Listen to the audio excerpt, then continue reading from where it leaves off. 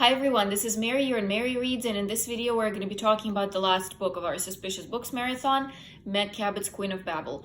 I wasn't sure about this book because so much is happening here.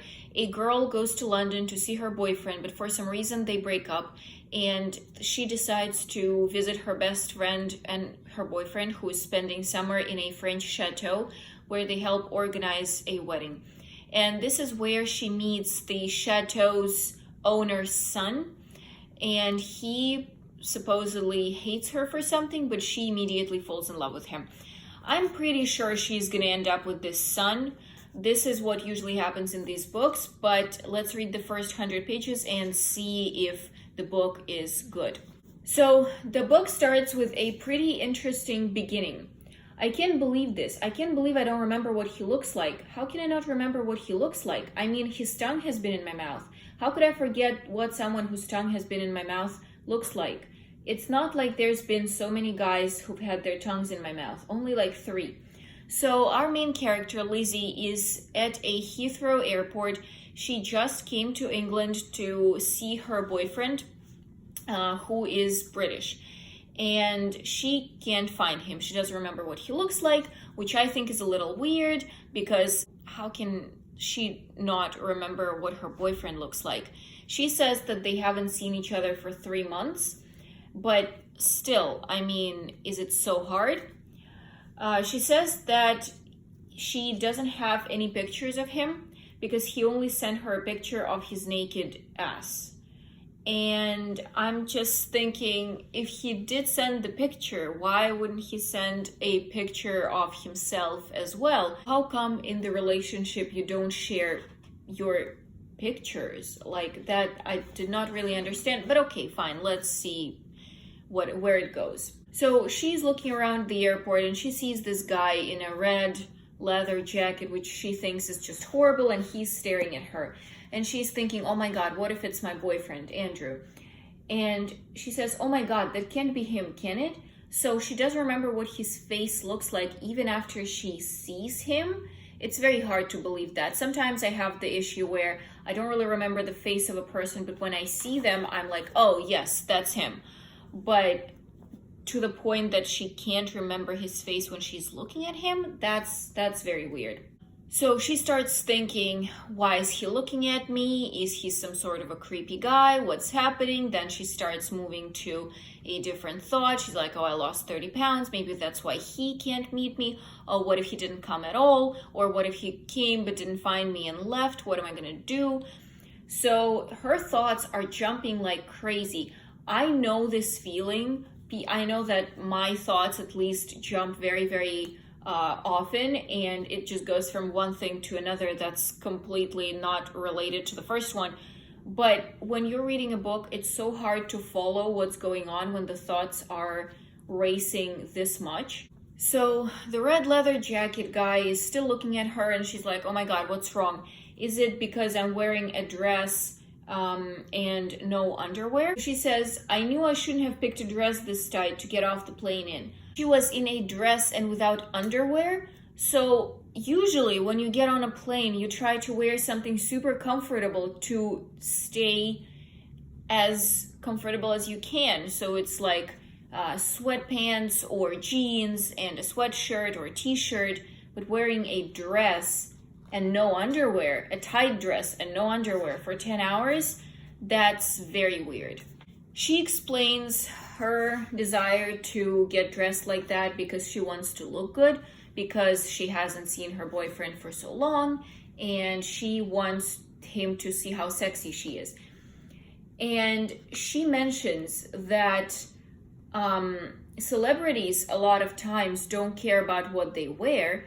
And she says, if you are going to be a celebrity, you need to look like a celebrity even when you're getting off a plane.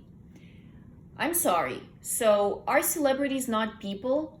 Imagine how much they work. They probably travel like 5 days a week. They do a lot of filming. They do, I don't know, depending on a celebrity, but they have a lot of work. They spend hours upon hours working. And being on a plane is also very tiring. And this is probably the one place where they can feel like they can relax for at least a little bit. So it doesn't matter if you're a star or not a star, you're a human being. And like even stars, celebrities need to be comfortable sometimes. They are tired. They don't want to impress people by just getting off a plane after a 10-hour flight. They want to get to their hotel as fast as possible and get at least some sleep.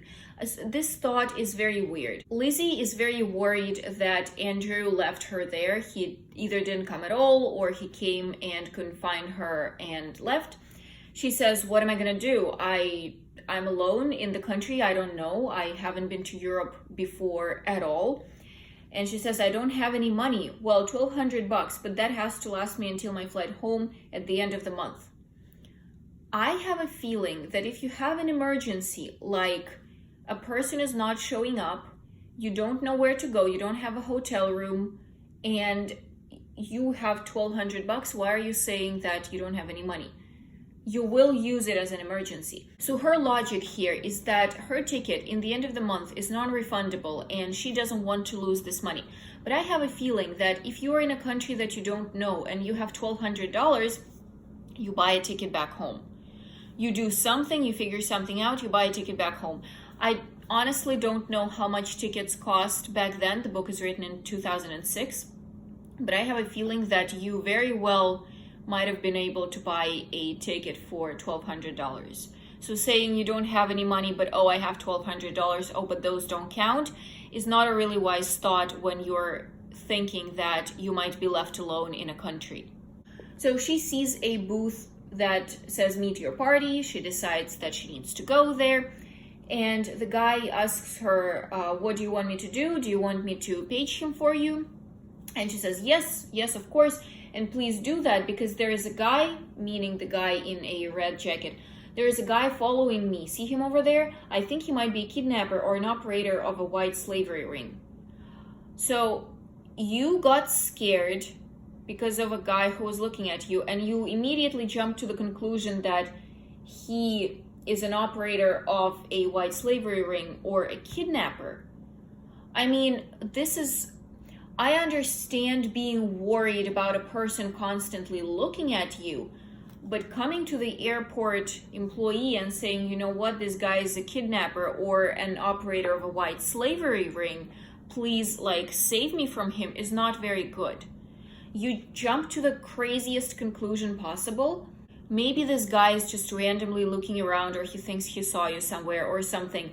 And I'm not saying that it's not creepy that somebody is looking at you constantly, but immediately jumping to the conclusion that he's a kidnapper or an operator of a white slavery ring sounds a little unreasonable. You can say, you know what, there's this guy looking at me, I don't feel very safe, I don't really like that he's staring at me like that. But immediately accusing him of something completely crazy is just weird. You don't do that.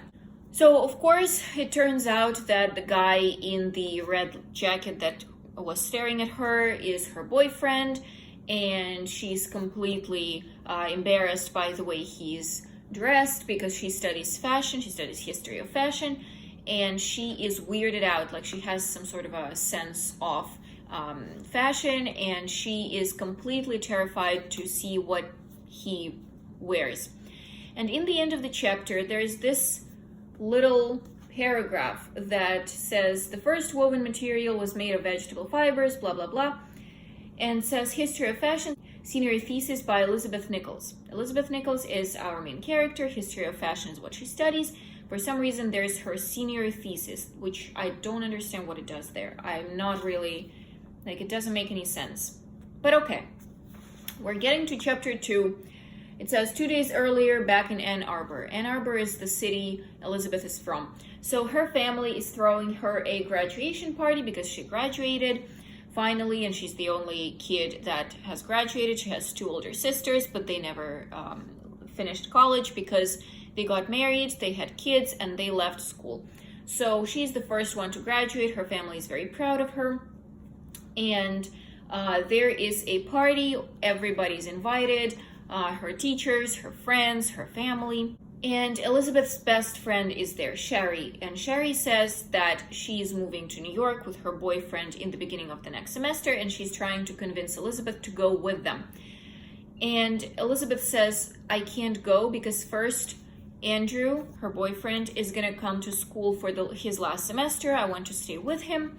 I have a life here. I have a job. I have a place to stay. Sherry says, you have a place to stay with your parents. That doesn't count. And working in a store as a manager is not really a career either. So why are you staying here? You shouldn't just stay for a guy who you've been dating for 3 months. So just go with us. She says, no, I don't want to. And she gets very upset with her friend. Her friend gets very upset with her. So they kind of part ways. So Elizabeth says that she really does love her boyfriend and it's very important and that he saved her life. And here Sherry's boyfriend Chaz comes and says, what do you mean he saved your life?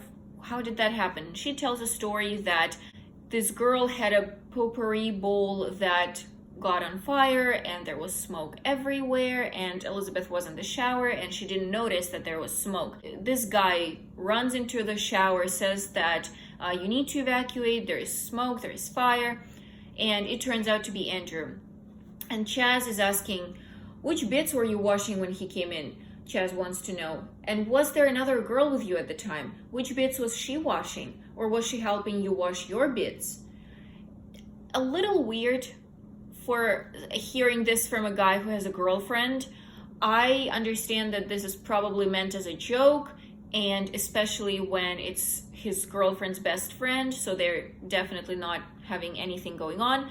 But I just think it's a little weird saying these things when you have a girlfriend and you're kind of in a serious relationship. Elizabeth leaves and one of her sister comes to her and she says, I cooked your favorite dish, and she takes out the tomato ratatouille, and Elizabeth hates tomatoes. She can't stand them to the point that she gags when she smells tomatoes or sees tomatoes. And so her sister wanted to make a joke and say, remember that time when I cooked it and you didn't like it, and I can't believe that you still don't like tomatoes. I thought it's just a childish thing. And their grandma comes, and says, that sister of yours, how could you stand her all these years? I like the grandma. She's very sarcastic, very fun, and says what she thinks. I think it's great.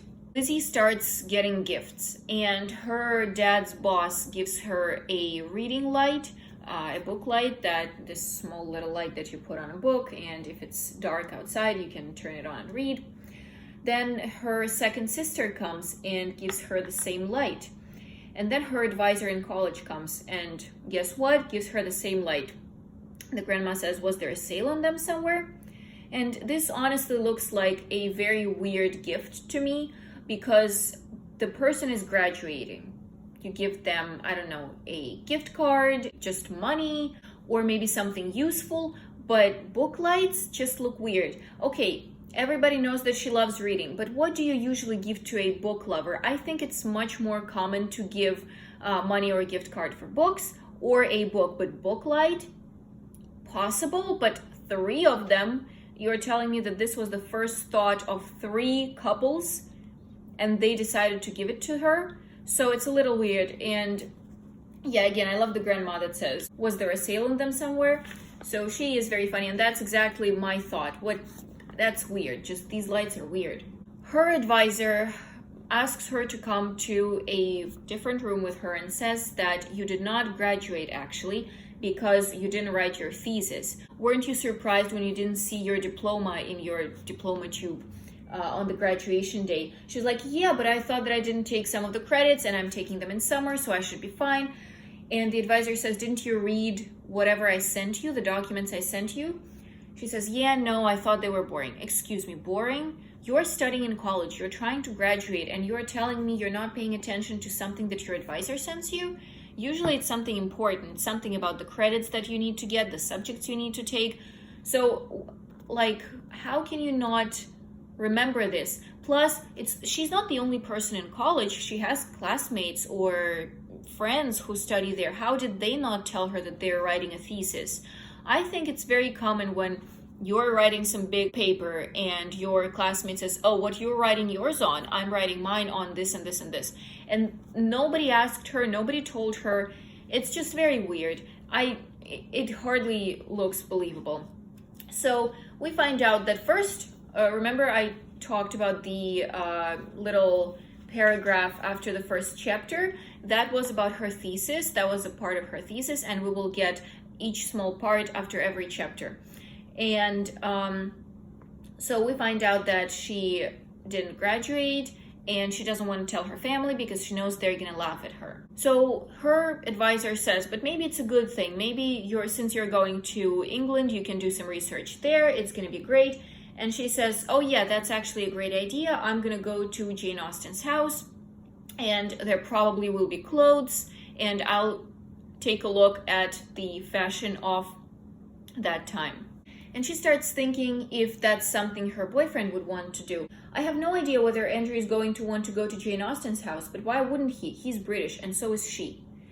That's so not how this works. If he's not interested in Jane Austen's novels, if he's not interested in her life, why would he want to go? It doesn't work that way. Oh, you're from America, then you're definitely going to be interested in going to Metropolitan Museum. Oh, you're from England, then you're definitely going to be interested in going to Jane Austen's house. Oh, you're from France, you're definitely going to be interested in going and seeing Eiffel Tower. That's not how this works. It depends on a person's interest, not on his nationality. At this point, the main character starts looking a little stupid. I keep thinking that there's something wrong with her, and she gets a little bit annoying. Then we get back 2 days later in time when Elizabeth is in London, and she meets her boyfriend. They come out of the airport, and he says, Liz, this is my dad. Dad, this is Liz. They've never met before. She's only been dating her boyfriend for 3 months, and that was long distance, so she obviously feels uncomfortable. And I do think that it's not very nice, because he didn't even tell her that his father is going to be there. So she comes there to meet her boyfriend. She's very tired. She's expecting, I don't know, like maybe a kiss. She's wearing a sexy dress, and then she sees his dad. She didn't expect that. She was like, what's happening? I think that's not very nice on his part. That's definitely stressful for our main character. So they get in the car, and Andrew's father says, don't mind me, I'm just driving you guys. And she realizes that Andrew doesn't have his own car. And she's so surprised at that. But then she thinks, Sherry said things are different in Europe, that lots of people don't own cars because they're so expensive. My thing is, they're not just so expensive. That too, cars are expensive, and they're expensive in the US as well. But the issue is that in London, you can get anywhere by foot or using public transportation. It's kind of like New York City. You have a subway, you have buses, you also have like Ubers and stuff. So you don't really need a car. Taking care of a car in the city, parking it, a lot of stress, a lot of effort to use the car, twice a week, 3 times a week. Driving to work every day just doesn't make sense because of all the traffic. Everybody takes cars. So a lot of times not having a car just makes more sense than having it. So that was, again, a little bit annoying on Lizzie's part. So when they were getting to the car, Andrea was carrying her bag, which had wheels, and she's thinking, okay, this is literally the easiest, the lightest thing that I have. My carry-on is way more heavy. And she explains why. It has all my makeup, all my beauty supplies in it, shampoos, conditioners, blah, blah, blah. I wonder how she got it on the plane. I think you shouldn't take more than 100 milliliters of anything. And I doubt that she had so many 100 milliliter bottles that it was extremely heavy. So she obviously talks about like full-sized shampoo bottles and conditioner bottles and whatever, like facial cleansers. So how did she get it on the plane? Was there a different rule in 2006? You didn't have to care about how much the volume is. But I feel like it was always the rule. I feel like you couldn't bring more than 100 milliliters ever. So she also says that she has all the different kinds of outlets in her bag, because she tried asking her boyfriend what the outlets in England look like, and he said, they look like outlets. He kept saying on the phone, isn't that just like a guy? If he could send her a picture of his naked ass, why couldn't he send a picture of what the outlet looks like so she could see in the store what exactly she needs to buy? So she had to buy everything they had in CVS and bring all the different kinds with her. That just doesn't sound logical at all. She also says that she brought a family-size container of Tums, because I've heard English food isn't necessarily the best. I doubt that American food is the best. It's hard for me to imagine that food in the US is going to be so great and food in England is not. Honestly, very hard to imagine. So I think plus the food is pretty much the same. It's not like you go to Japan or China where eating habits are so different and flavors are so different that your stomach can just not be used to it and get upset. I feel like if you don't eat Tums in the US, you don't really need them in England. So then we find out that in her carry-on, she also has clothes that she wore on the plane before she changed into her dress. So okay, so she did wear something normal on the plane. And guess what else she has? She has 3 book lights in her carry-on. Why do you need all 3 book lights? Why did you think that you need to take all of them? I would understand if she decided to take 2 in case the first one breaks. She has the second one, but taking all 3 with her, did she have to take all the gifts that she was given? Did she bring the tomato ratatouille as well? She also mentioned that she took 10 pairs of shoes with her because she said that a month is a really long time. I'm sorry, why do you need 10 pairs of shoes? Where do you ever go that you need 10 pairs of shoes? I would say you take flip-flops in case it's hot or in case you're going to swim somewhere. Not sure where you're going to swim in England, but let's say you decided to go to a pool. You take sneakers to walk around the city.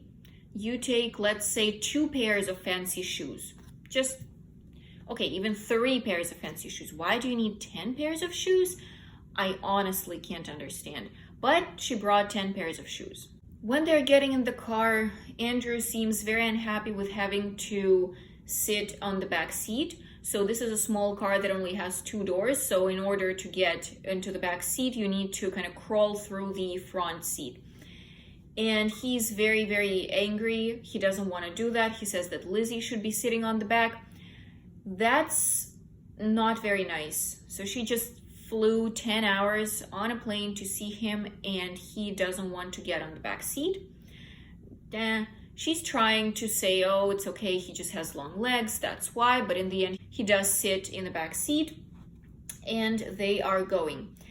Lizzie thinks about her boyfriend. She says that she thinks that he's so amazing. He wants to become a teacher and teach kids to read. And she says that she really enjoys that he's going to be poor. She says that teachers don't make enough money. He chose a very noble career. He doesn't care about money at all. I like that in him so much. I'll have to find some way to assure him that I find his poverty extremely sexy, seeing as how all the sacrifices he's making for the children. Wow, just thinking about all the little lives Andrew is going to improve with his sacrifices in the teaching profession is making me kind of horny. This is such a disrespect to any teacher. I mean, first, you're openly kind of telling them that they're poor. Second, you're telling them that, you know what, don't worry about your poverty. That's fine. I find it sexy. That's just not nice to say to anybody. I wouldn't want to hear, oh my God, you decided to be a teacher, you're going to be poor, but I like it. I don't think if I came to a person and said, you're a teacher, oh my God, you're poor, but you know what? That's actually very sexy. That's so sexy, it makes me a little horny. I don't think a person would appreciate it. So why would you ever say that? There is such a disrespect to England in general, kind of. So like, oh, their food is not good. Oh, they don't have cars because they don't have enough money. Oh, teachers here are poor. And there will be other examples. I will stop at them as well. But this is just so annoying. So they get to Andrew's street and she realizes that they're there because she remembers the name of the street because she used to send him packages. And she says that in these packages, she sent him his favorite American chocolate and cigarettes. And then she says, I assume Andrew will quit when we have our first kid because, of course, she already imagined a family with him, 4 kids and him and her.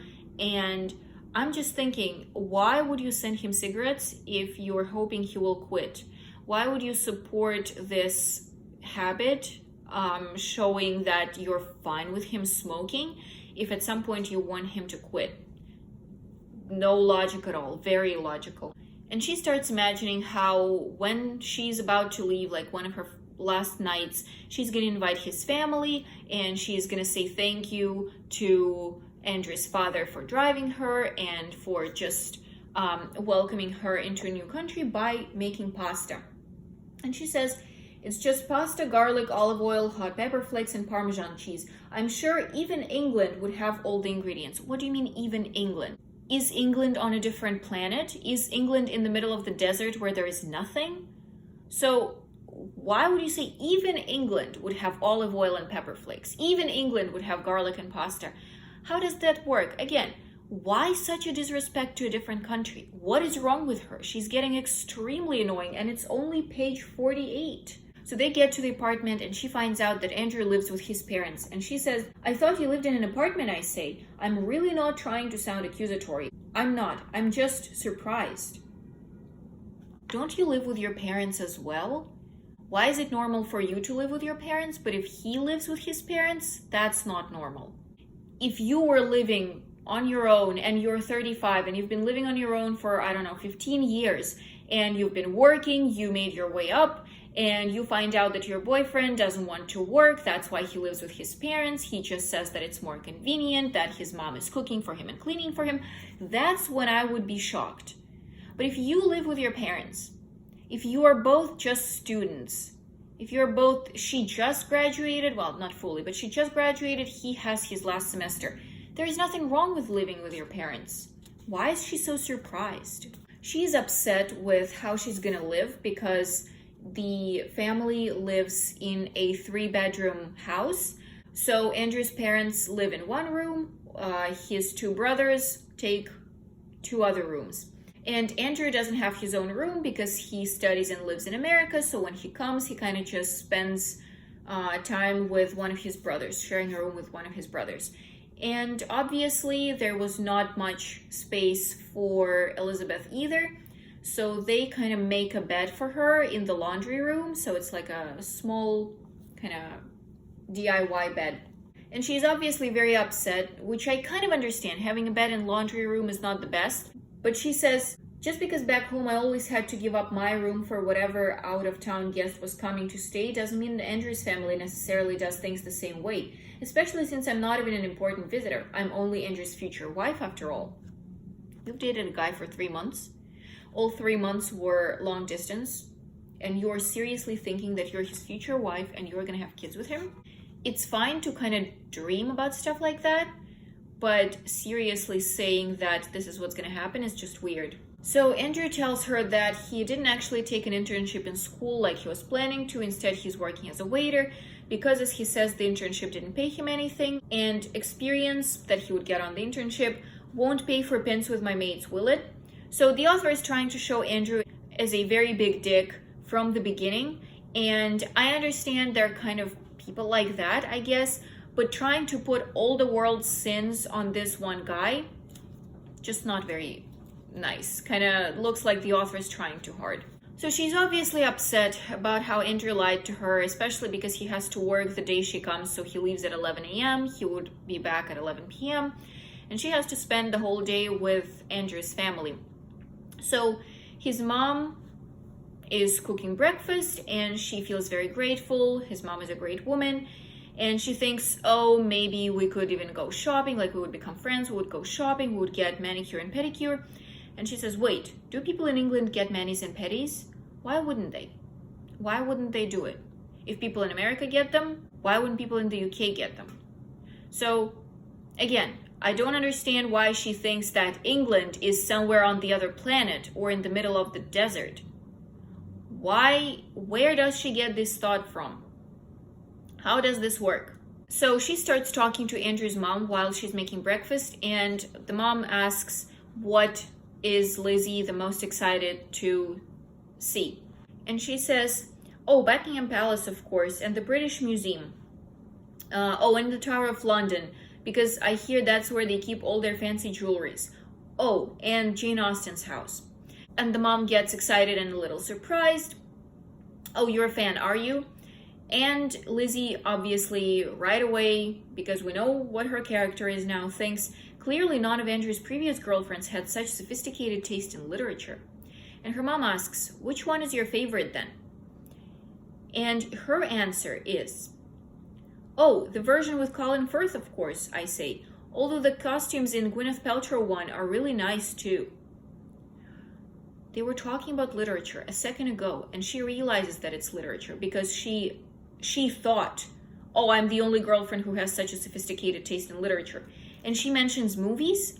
So of course Andrew's mom looks at her with surprise, because why would you think that we are talking about movies when we were just talking about the author? And she says, oh, you're talking about the books. I don't know, they're all so good. At this point, I don't even know if she actually read any of them. Mom makes breakfast and Lizzie realizes that all the dishes are made with tomatoes. Apparently, Andrew didn't realize that she doesn't like tomatoes. He thought that she does. He remembers that she mentioned tomatoes, but he doesn't remember in what context. So he tells his mom to make everything with tomatoes. And Lizzie starts thinking about Andrew. The thing is, it was an honest mistake. About the tomatoes, I mean, anyone could get something like that mixed up, even a soulmate. There's been so many red flags, and she's still trying to convince herself that he's a good person. That is ridiculous. They all sit to breakfast, Andrew's parents, his two brothers, and Lizzie. And Andrew's mom introduces Lizzie to the brothers. And one of the brothers says, oh my God, this can't be Lizzie. Lizzie's a fatty. Andrew told us. He called her girlfriend fat, and she's still trying to say that it's fine, that everything is fine. But she is upset, so she decides to call Sherry, her best friend. Sherry, of course, says what the actual is happening, and you should come to France. I'm already at that chateau. You should come and stay with us for a month. And of course, Lizzie says, no, I can't. And she explains it because he saw into my soul and I saw into his. Sherry responds, how could you? It was dark. I like Sherry's sense of humor. She's not the best person sometimes, because right away, after hearing about her friend's troubles in the relationship, she says, will you move to New York with me? Looks like she doesn't care about her feelings at all. She just wants to know if she's gonna get what she wants. But she is funny, and she is a good friend that realizes that it's not nice to call your girlfriend a fatty. And finally, after the call, Lizzie starts realizing that maybe there is something wrong. Is it possible I've made a mistake? Is it possible, as Sherry once suggested, that the reason I love Andrew is not because of who he actually is, but because I've projected onto him the personality I want him to have? Finally, she starts thinking and realizing that maybe something is wrong. So when Andrew comes home, she tells him what happened. She tells him about the tomatoes. She tells him about Andrew's brother mentioning that she's a fatty. And of course, Andrew says, I didn't tell him that you're a fatty. He mentioned that. Andrew denies everything. And he says that with the mom, it was a mistake. He just forgot. He remembered there was something about the tomatoes, but he didn't look through all the emails to find that one in particular. And so he said that she liked tomatoes. She says, okay, fine. They start kissing and they decide to have sex because they haven't seen each other for so long. And she asks, do you have a condom? He says, wait a second, but you're on a pill, aren't you? So why do you need a condom? And she responds, the pill doesn't really protect from the diseases. He's obviously, are you suggesting I have a disease? And he's not joking about it. He's very upset. She's trying to get out of the situation, and she says, no, maybe I have a disease. So in the end, he does find a condom, whatever, they do it. But I think it's a fair question to ask, especially when you're with someone who you haven't been dating for too long. But it is actually uncomfortable to ask this question. I understand it might feel a little tactless, it might feel a little rude, especially for a partner. So you want to make sure that you guys are on the same page with how your intimate life should work and what you should use for protection and what exactly you're protecting yourselves from. So yeah, this was a good point on her end. He's not very smart here. So everything is fine, they're done, everybody's happy, and the chapter finishes. We start the next one with the next morning. It's a very sunny day. Elizabeth is happy. She's like, okay, I'm finally with my boyfriend. We figured out what's going on, what the situation is, and they are deciding to go on a walk. Andrew says that he has something to do in the city, and then they will go and see whatever she wants, like go shopping or see a Buckingham Palace or whatever. So when they're walking, she says, I can't help noticing how much better dressed everyone in London is than they are back in Ann Arbor. It is a terrible thing to say about one's own country, but it appears that Londoners simply care more about what they look like. So it's fine to say bad things about England that are not even facts, that you just randomly created this thought, but it's not good to acknowledge the fact that in London people dress better than in your hometown. Slightly weird for me. Andrew really likes what Elizabeth looks like. She's wearing a dress, she's wearing heels, and he says, I can't believe you were ever that fat. Why would you ever say that to your girlfriend? Why would you ever say that to anyone? This is so mean. And at this point, even I'm sitting there and thinking, oh my God, can you please just leave? An impartial person who doesn't care what happens to the main character, even I'm sitting there and saying, please leave him. This is not normal. So they come wherever Andrew needed to be, and he is at his appointment. He comes to the employee, and he claims that he doesn't have a job. So the employee asks him, do you have a job? Do you have income? He says no. Lizzie is standing there and saying, but Andrew, what about your waiting job? He looks at her very angrily and says, well, I don't have a waiting job. What do you mean? And she's like, no. You were working as a waiter yesterday from 11 to 11. What are you talking about? At this point, the employee is seeing that something is wrong. At this point, I realized that Andrew is trying to get unemployment benefits, and for that, he has to say that he doesn't really have a job. And of course, the employee gets suspicious when his girlfriend that's standing right here saying, but you work. So they bring them both to a back room, to the manager, to figure out what's happening. And while he's gone for the manager, they're sitting together in the room, and Andrew says, you have to tell that I don't have a job. And she says, I can't. You are not unemployed. You have a job. It doesn't matter if they pay cash to you. You have a job, and there are people who actually need this money. So why would you ever do that? He gets angry at her. He says, but I do need money because I wanted us to have a very nice time. I wanted to get you an expensive dinner. I wanted us to go see whatever you want, maybe even take a little cruise. She says, oh, but you don't have to do that. I have money. I have plenty. He says, how much do you have? She says, I have $1,200. And he says, can I borrow it for a bit then? Because I also didn't pay some fees for my college. That would be great help. And maybe I could use all the money that I get from my waiting job for us. She says, yeah, of course, sure. So let's go and we'll transfer the money right away, right after your appointment. He says, no. Can you please give me cash? Because I have a friend who can actually wire the money without any taxes, and that's going to be much cheaper. That's going to be better. Lizzie realizes that there's something wrong, and in the end, he has to say that he's actually involved in gambling, and he lost a lot of money. He needs to pay this money back. Of course, Lizzie realizes that she doesn't want to be with Andrew anymore. Everything is horrible. Everything is falling apart, and she needs to leave. So what she does is she tells the manager when he comes back that she needs to go to the bathroom. She's asking where it is, and instead of going to the bathroom, she just leaves. She tries calling her friend, but she's not picking up. So instead, she's calling her mom. She realizes that she wants to hear her voice. She's calling her mom. And instead of her mom, it's her grandma that picks up. And she says, you know what? You should just go and visit your friend in France. She's staying in that chateau. She invited you before. Why not go now? You have enough money to pay for the ticket. It's not that long of a drive. You should go. So she buys a ticket, and she's still trying to call her friend because she obviously needs somebody to meet her at the station, and she doesn't know anything there. The chapter ends when she's trying to get to the train station. This is where 100 pages finish. I have to say that the character is so annoying. I wanted to leave this book after page 50.